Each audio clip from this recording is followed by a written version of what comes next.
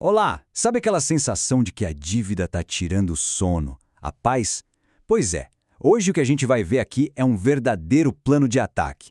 E olha, não é uma análise sobre economizar centavos não, é um plano de batalha de verdade para conquistar a liberdade financeira. Bora começar? Pois é, essa frase é pesada, né? Mas ela captura com uma perfeição incrível o peso que a dívida tem na vida da gente. Por quê? Vamos ser sinceros, não é só um número no extrato do banco. É um fardo emocional, sabe? Psicológico. Ele afeta a forma como a gente vive, como a gente dorme, como a gente sonha.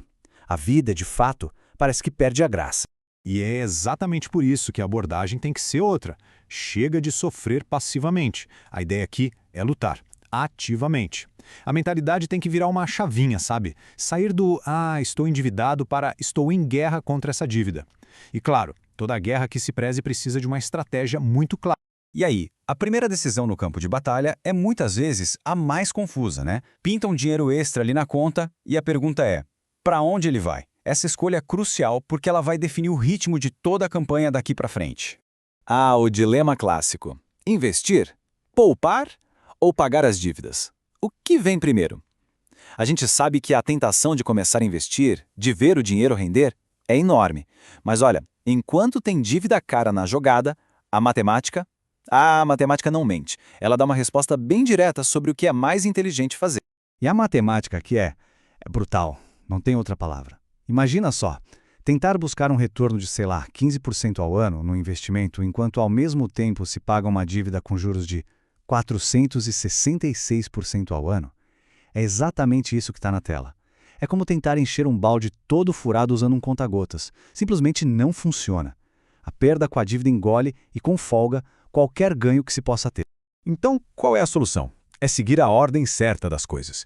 Passo número 1, montar um pequeno fundo de emergência. Uma reservinha ali de acesso rápido, talvez uns R$ 1.000 para cobrir os imprevistos. Mas por que isso primeiro? Simples, para que um pneu furado ou um remédio inesperado não vire uma nova dívida no meio da guerra, entende? Com essa pequena proteção, aí sim, todo o foco, toda a energia vai para o inimigo principal, as dívidas de juros altos. Só depois dessa vitória é que se começa a pensar em investir. Certo. Mas a estratégia não é feita só de números e planilhas, né? É aqui que a gente entra na parte da mudança psicológica. Uma mudança profunda. Porque não adianta só não gostar da dívida. É preciso odiar a dívida. Com todas as forças. É esse sentimento que vai dar o gás necessário para lutar de verdade. Essa citação, ela é a pura essência da mentalidade de guerra. É pegar toda aquela frustração, todo aquele estresse e transformar em combustível para a ação. Pensa bem, cada pagamento que se faz deixa de ser uma despesa e vira um ataque. Cada boleto quitado é uma batalha vencida. A perspectiva muda completamente. E a base para essa mentalidade de guerra é um conceito bem interessante, o de ser um pobre consciente. E calma, não é sobre se diminuir, de forma alguma. É sobre ter uma clareza, uma honestidade brutal sobre a própria posição no campo de batalha financeiro. É entender que por um tempo, temporariamente, não vai dar para ter um estilo de vida de rico. E tudo isso para quê? Para no futuro ter a verdadeira riqueza, que é a paz de espírito. E isso aqui ilustra perfeitamente as regras táticas do combate. Porque durante a guerra não tem meio termo, não tem negociação. É um período de sacrifício total, intenso, focado num único objetivo: aniquilar a dívida. Pode parecer duro, mas a ideia é essa. Um período relativamente curto de aperto para uma recompensa que dura a vida inteira. Ok, então, mentalidade ajustada, regras do jogo bem claras, agora é hora de ir para a estratégia tática, a parte prática. Um plano de ação com 5 passos bem diretos, que é um resumo dos conselhos de vários especialistas financeiros para guiar a gente nesse caminho da dívida até a liberdade. Mas antes de mergulhar nos passos, a gente precisa entender a urgência da situação. Olhem para esse número, 466% ao ano. Isso mostra o tamanho do inimigo que estamos enfrentando. Para ficar bem claro o que isso significa, uma dívida de meros R$ 100, se não for paga, vira R$ 566 em um ano só. É um monstro. Deixar uma dívida dessas crescer não é uma opção, é suicídio financeiro. Então, aqui está, o plano de batalha completo. Vamos lá. Primeiro passo, clareza total. É preciso mapear o campo, saber exatamente quais são as dívidas e, principalmente, qual delas é a mais perigosa. Segundo, diplomacia. É hora de negociar um cessar-fogo, ou seja, ligar para cada credor e tentar renegociar os termos para aliviar a pressão. Terceiro passo, mobilização geral. Cortar gastos até o osso, vender o que não é essencial e, se possível, arrumar um jeito de fazer mais dinheiro. E, por fim, o ataque final e concentrado. Pegar cada centavo levantado e direcionar para eliminar o inimigo número 1. Aquela dívida com os juros mais absurdos. Ufa! Depois de uma batalha tão intensa, vem a vitória. Mas e aí? O que acontece depois que o último boleto é pago?